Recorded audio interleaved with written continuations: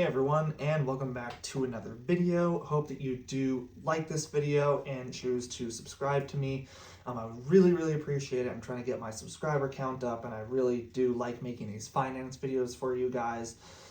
I really do appreciate it, and I hope that you do consider subscribing. If you like this video, go watch my other ones too, and I have a whole separate side of my channel. You can look under playlists on my channel called Automotive, where I do different kinds of automotive videos as well. Today's video is one that I've been very excited to do because this one is all about the Chase Sapphire Reserve card.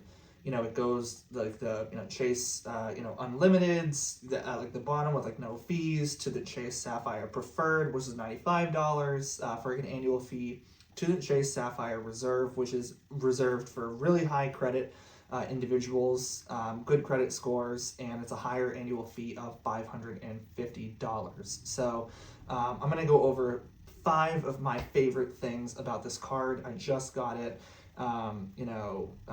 about a week and a half ago, 2 weeks ago. And this is my newest credit card. This is the first one that I've gotten in 4 years. I previously have had the Barclays JetBlue card, just the regular, no annual fee. I still have a Schwab Amex card where I get brokerage points, cash back into my brokerage account for investing. And now this is my latest and newest credit card, the Chase Sapphire Reserve card. So this is something that I think is really cool and really special. First off, to start, this card is titanium. It weighs a little bit more than your regular just plastic credit card, and it even says on the back, contains metal, do not shred. So with that being said, there are certain things about it that I really like. And again, I just wanted to go over like my top 5 that I really like about this.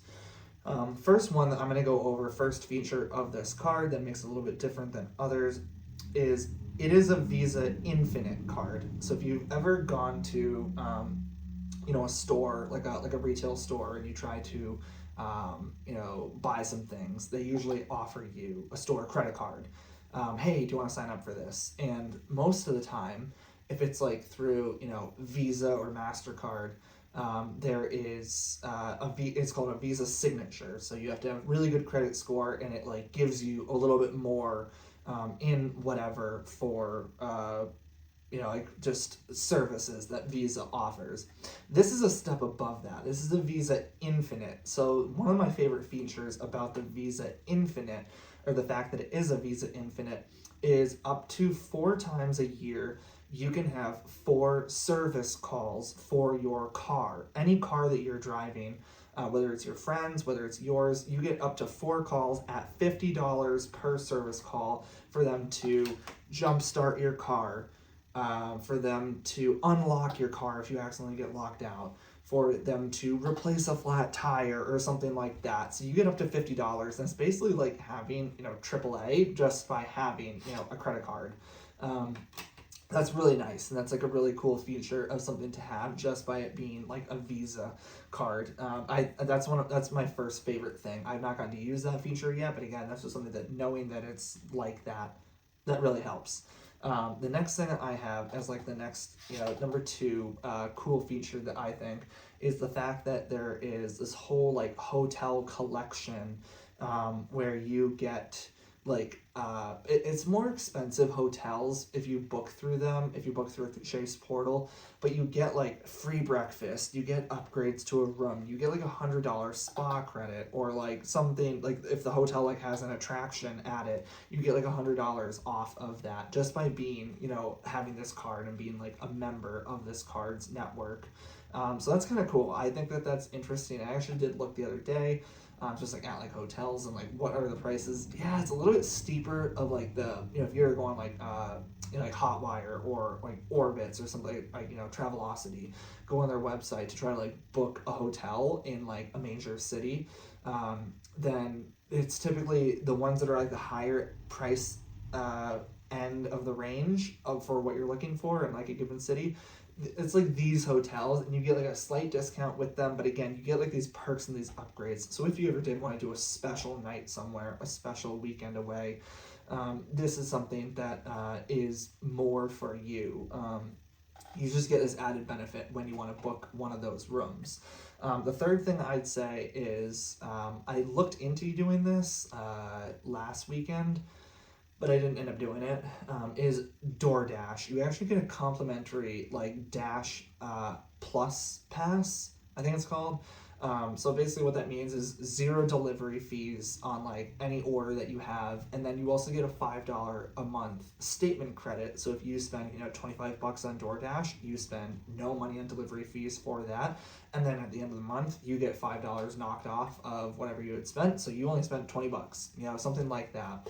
And DoorDash is a little bit more expensive, but I was away last weekend, so it was just like the convenience factor of potentially having food delivered to a hotel late at night was really kind of interesting. And I didn't go through with it. We went to like an actual restaurant instead, but it's all the same. So I'm just saying that that's an option with this card. You do get like Dash Pass, and there are a few other like membership perks like Instacart and Lyft.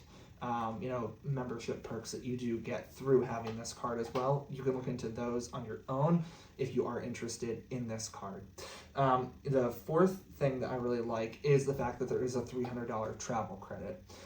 That's for like anything. You get reimbursed automatically through statement credits. So you put $100 towards a parking garage or something like that, you get $100 knocked off. That's $300 annually based on your specific anniversary year. So like mine is now January, so between January and December, I have $300 in travel credits to spend. And then it resets in the next year in January. So if you open your card in February, it would be February to January as your year. So I think that's really interesting though, because I was actually looking between this card and the Capital One Venture X. I was actually looking between the two of them.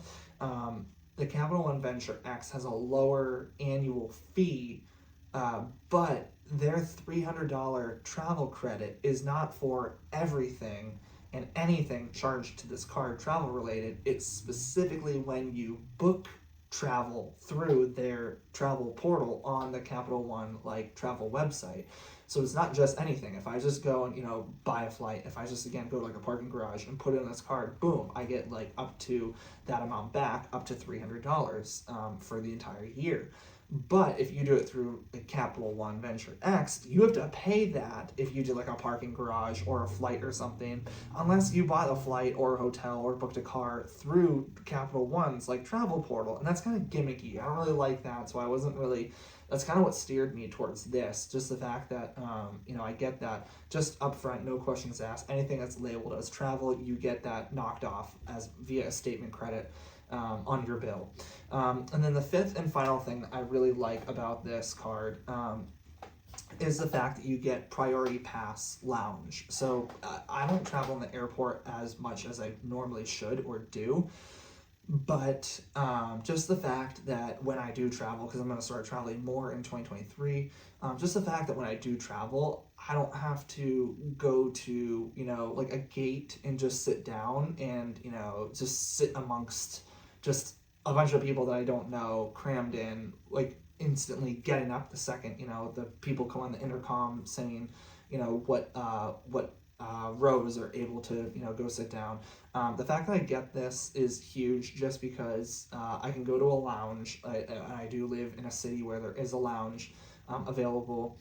And the fact that I can then also, get like free food and drink with this access. This access is technically considered like $100 value because it's Priority Pass Select, and that's for only for business or card holder members. Otherwise, you have to pay for like 3 different tiers that Priority Pass lounges offer, and this is like a whole separate category off on its own because you have a card. So that's kind of interesting. And like when I was at an airport recently, I was in Austin, and a water bottle was $4 for like a small like Aquafina water bottle.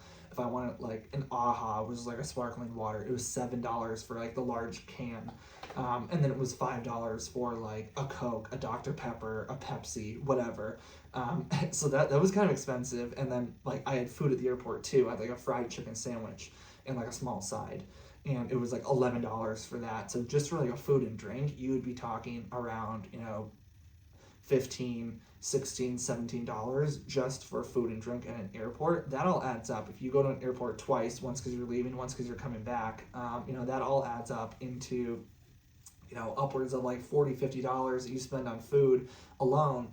There you go. Your $100 value for the whole year that it's worth is just there. That's huge in value.